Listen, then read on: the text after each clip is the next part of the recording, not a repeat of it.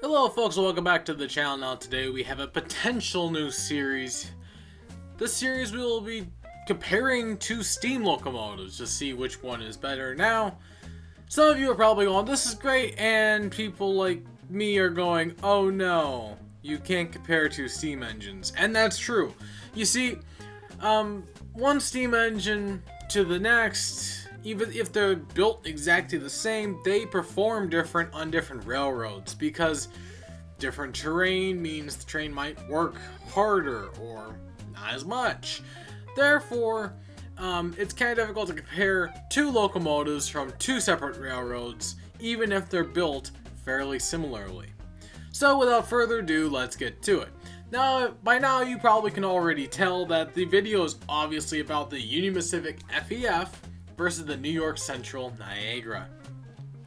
Now I figured we'll start with the Union Pacific FEF. The Union Pacific FEF is a 484 Northern, just like the New York Central Niagara. However, the UP called them Northerns. Now, this isn't terribly uncommon. In fact, most railroads called them Northerns. Unless you're the New York Central, you called them Niagaras. Or you're the Chesapeake and Ohio and you call them Greenbriers. Some railroads just thought they were cool like that. The Union Pacific, however, just called them Northerns, or they were in the FEF class. Now, these locomotives were built by the American Locomotive Company, better known as ALCO, and they built a total of 45 of them between 1937 and 1944. These locomotives had 63,000 pounds of tractive effort. However, some of the later models would have just a little bit more. However, it was nothing terribly too noticeable.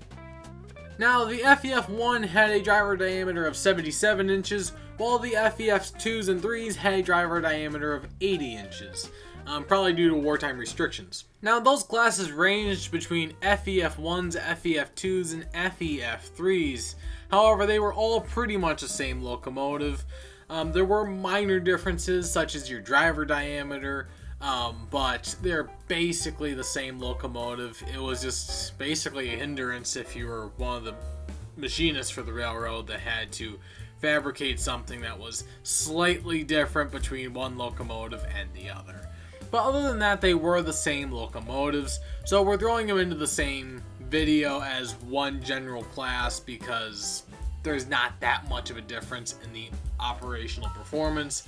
However, when it comes down to things like fuel efficiency and so forth, the FEF3s are going to be mostly what we're talking about. It'll be less accurate for the FEF1s. So when comparing to the Niagara, we'll be comparing to the FEF3.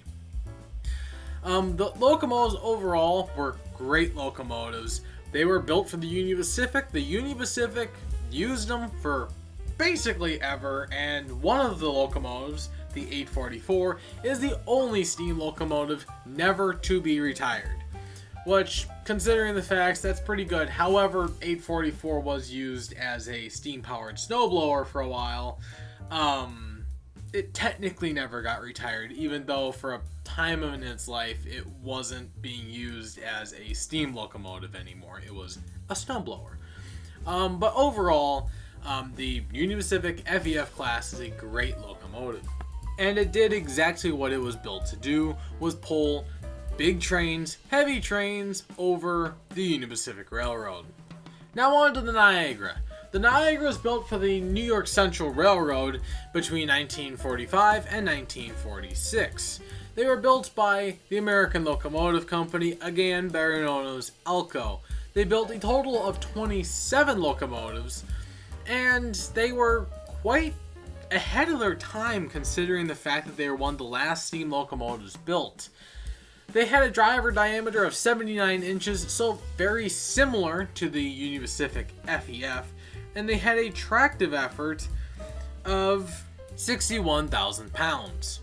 Now, that is fairly impressive, seeing as the New York Central Niagara was built for a very specific purpose.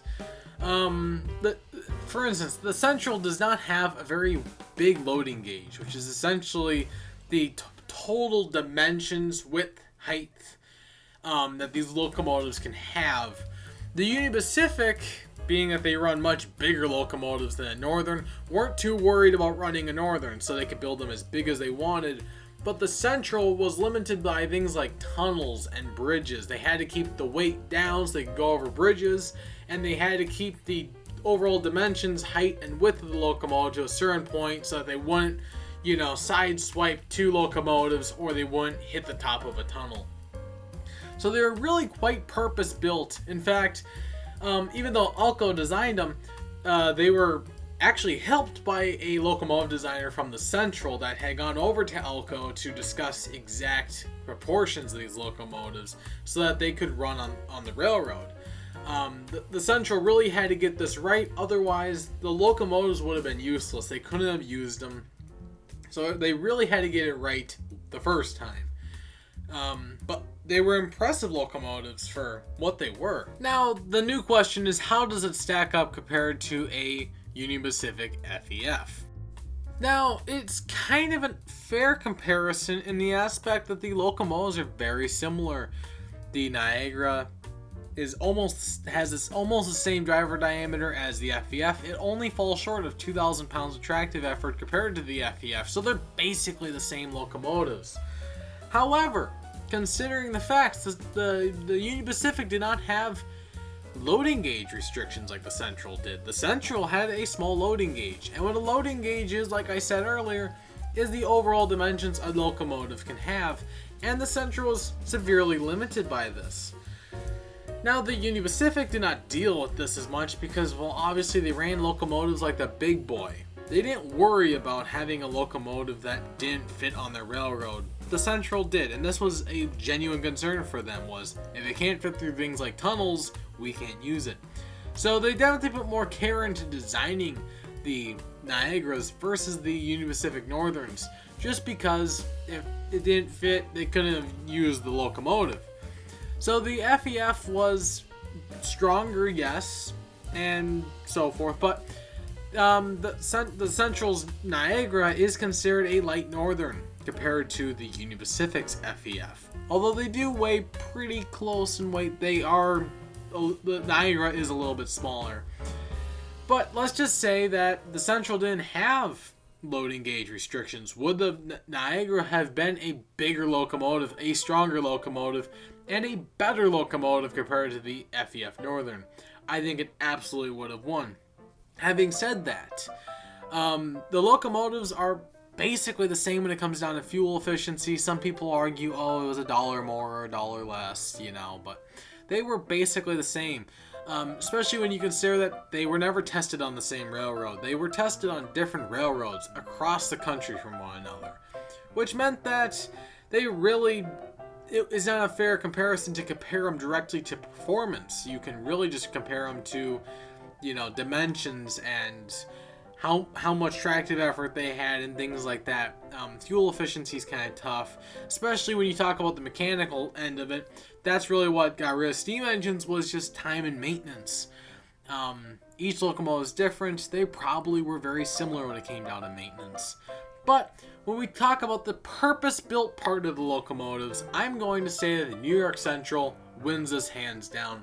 Just because the Central's Niagara was built for very specific reasons, for a very specific railroad, and had they gotten that wrong, this locomotive would never have worked.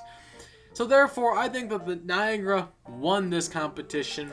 However, it is a very, very close race between the two locomotives. However, I definitely think that the New York Central's Niagara is a better locomotive just because it was more purpose-built, and had they not had the restrictions, it probably could have been the best Northern ever built.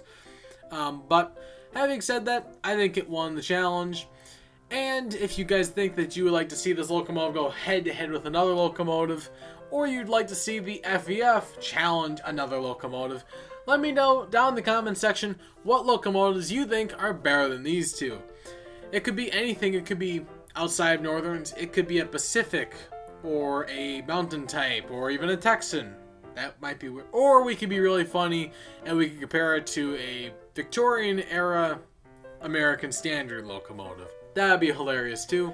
But I'm going to leave the chaos up to y'all. But as always folks, please like and subscribe, share the video with your friends and family, and as always folks, thanks for watching and see you on the rails.